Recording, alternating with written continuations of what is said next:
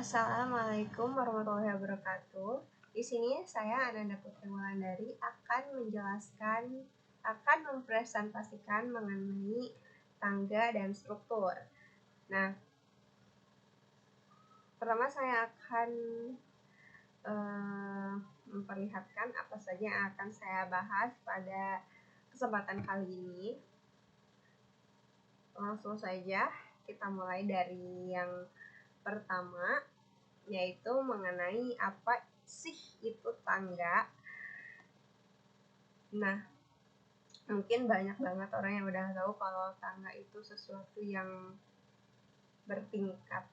Pasti ada di ruangan, pasti ada di bangunan-bangunan yang bertingkat gitu. Identitasnya tangga ya seperti itu. Tapi di sini saya akan menjabarkan apa itu tangga. Nah, tangga sendiri itu adalah sebuah konstruksi yang dirancang untuk menjadi penghubung gitu ya antara dua tingkat vertikal yang punya jarak satu sama lain. Hal ini juga membuat tangga dengan berbagai model itu juga akan selalu bisa ditemukan di rumah yang memiliki lebih dari satu tingkatan lantai gitu, yang menjadi akses antara lantai yang satu dengan lantai yang lain gitu.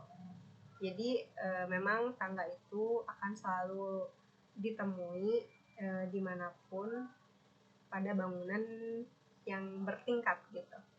Karena tujuannya memang untuk mempersatukan dari lantai terbawahnya, lantai bawah dan lantai atas gitu. Lalu selanjutnya itu ada bagian-bagian dari tangga ya. Nah, yang pertama itu ada ibu tangga. Nah, bagian ini itu berfungsi untuk mengunci, mengikat, dan menopang anak tangga. Oleh karenanya, ibu tangga itu juga idealnya terbuat dari bahan yang kokoh gitu ya. Hal ini dikarenakan ibu tangga berperan sebagai inti konstruksi sebuah tangga. Material yang biasanya digunakan untuk membuat ibu tangga itu ya adalah kayu, baja, beton bertulang, dan lain sebagainya.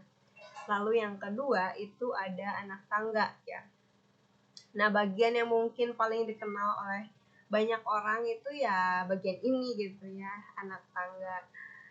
Ia berguna sebagai pijakan kaki saat kita menaiki dan menuruni tangga. Bagian tangga ini tuh dirancang dengan jarak yang terukur agar kaki kita itu nyaman saat menginjaknya dan tidak menimbulkan bahaya.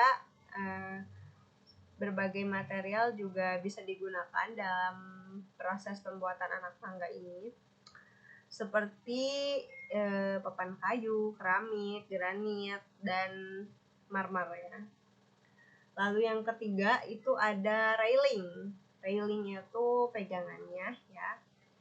Bagian ini itu memang sebagai pegangan saat menaiki dan menuruni tangga begitu.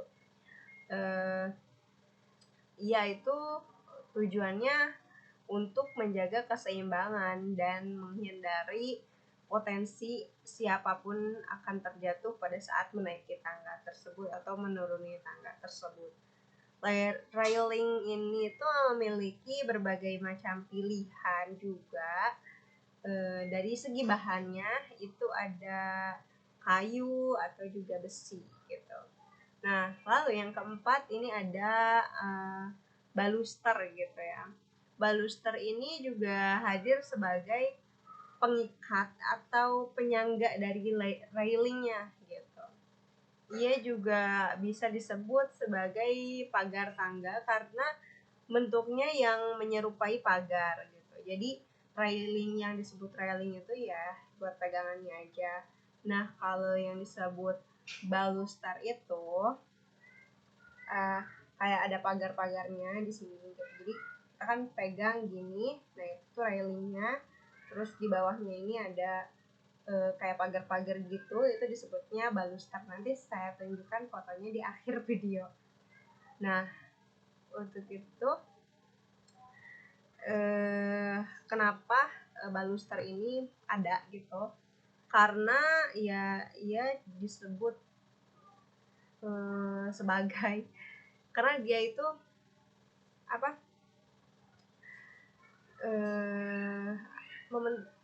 untuk keamanan gitu. Jadi kalau misalkan punya anak kecil atau orang tua udah sepuh gitu, jadi dia kan takutnya terpeleset gitu, makanya ada baluster ini gitu, untuk menjaga supaya siapapun itu nggak terjun gitu ya saat lagi naik tangga terus tiba-tiba kepleset, ada penahannya, ada penyangganya si baluster ini supaya nggak terjun ke bawah gitu. Nah selanjutnya yang kelima itu ada bordes. Nah bagian ini itu berguna sebagai tempat istirahat sejenak saat Anda sedang saat kalian tuh sedang menyusuri tangga gitu. Nah, ia juga memiliki ukuran yang cukup besar dan diletakkan di antara anak tangga gitu. Selain sebagai tempat istirahat sejenak, bordes juga pada umumnya dipakai sebagai tempat peralihan untuk anak tangga saat ada belokan gitu. Jadi biasanya bordes maksudnya itu biasanya ditaruh di pojokan gitu. Jadi supaya biasanya ini bordes ini itu ada pada tangga yang bentuknya L gitu. Jadi ada di sudut gitu, di sudutnya, jadi kan L gini, tangga bentuknya L. Nah di sudut sini itu ada bordes gitu, supaya ketika kita tempat berhenti sejenak gitulah pokoknya, untuk ya berhenti sejenak, takutnya kan capek gitu ya naik tangga gitu, terutama untuk orang-orang yang udah sepuh atau anak-anak masih kecil gitu. Jadi ada untungnya juga adanya bordes ini gitu. Nah selanjutnya mengenal apa itu tangga bentuk L.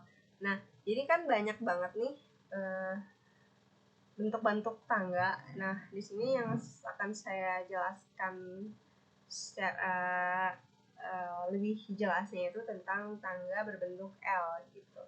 Kenapa saya mengambil tangga berbentuk L? Karena dibandingkan dengan tangga lurus, tangga bentuk L ini tingkat keselamatannya itu jauh lebih dipikirkan gitu.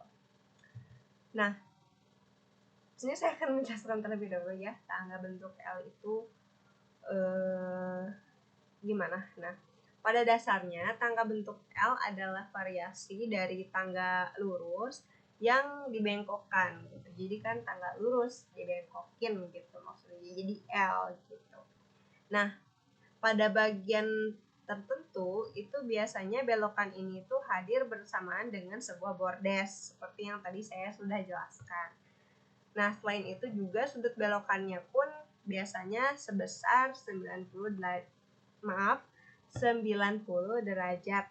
Nah, selanjutnya untuk kelebihan dari tangga bentuk L itu sendiri, yang pertama itu menarik secara visual. Yang kedua itu menambahkan batasan visual antar lantai sehingga menyediakan privasi. Jadi maksudnya itu adalah jadi ketika kita lagi di atas tuh ada batasannya gitu. Jadi lantai atas sama lantai bawah itu nggak terlalu saling lihat-lihatan gitu, nggak terlalu dekat gitu.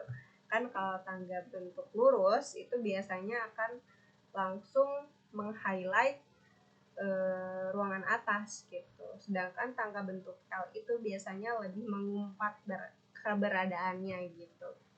Ini sepengetahuan saya aja, selebihnya mungkin bisa dikoreksi. Lalu yang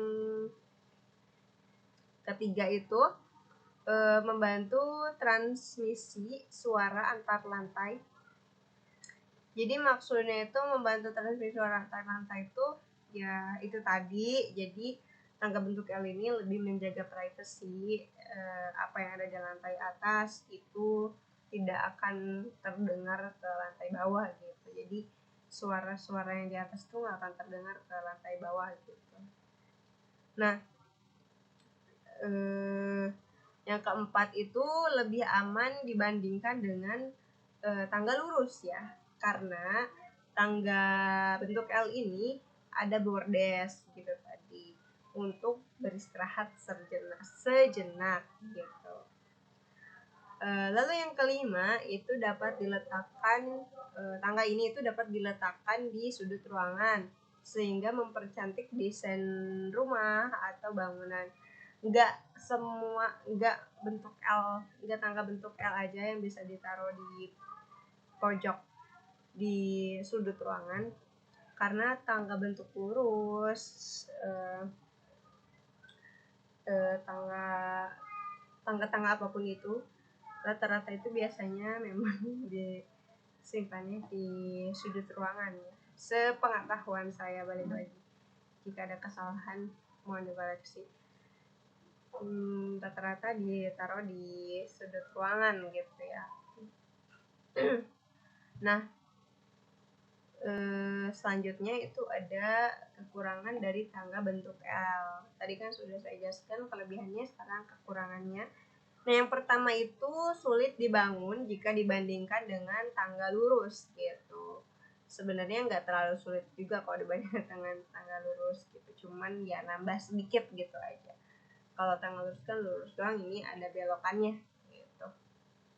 Lalu yang kedua itu membutuhkan bordes gitu. Yang ketiga itu juga pemasangan railing untuk jenis tangga ini membutuhkan keahlian sebagai tukang bikin railing gitu maksudnya. Selanjutnya itu tidak cocok untuk dipasang di basement yang memerlukan pemindahan barang-barang besar, karena emang rata-rata di basement juga kayaknya ada tangga bentuk L ya. Mungkin ada tapi itu tangga darurat biasanya ya. Kalau di basement itu biasanya ada tapi tangga darurat aja gitu, nggak jarang gitu. Saya sepengetahuan saya, balik lagi, itu memang jarang tangga bentuk L ini. Hampir nggak pernah saya temui di basement ada tangga bentuk L untuk peralihan barang-barangnya, itu tuh nggak ada. Nah, selanjutnya ini ada kesimpulan. Nah, dari presentasi saya kali ini mengenai tangga dan strukturnya itu, kesimpulannya tangga bentuk L ini itu dapat dijadikan pilihan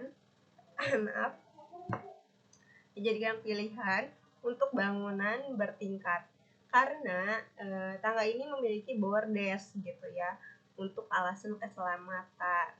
Dan jika dibandingkan dengan tangga lurus, memang tangga bentuk L ini itu lebih memperhatikan keamanan gitu, lebih memperhatikan keselamatan gitu dari pemiliknya.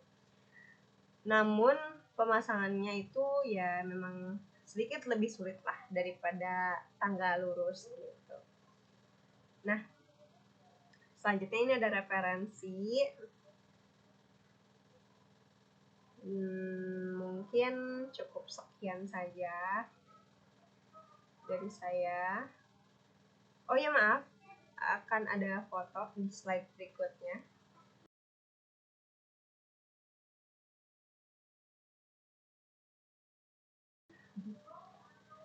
Lalu cukup sekian saja dari saya. Mohon maaf apabila ada kesalahan. Terima kasih. Wabillahi taufiq wal hidayah. Wassalamualaikum warahmatullahi wabarakatuh.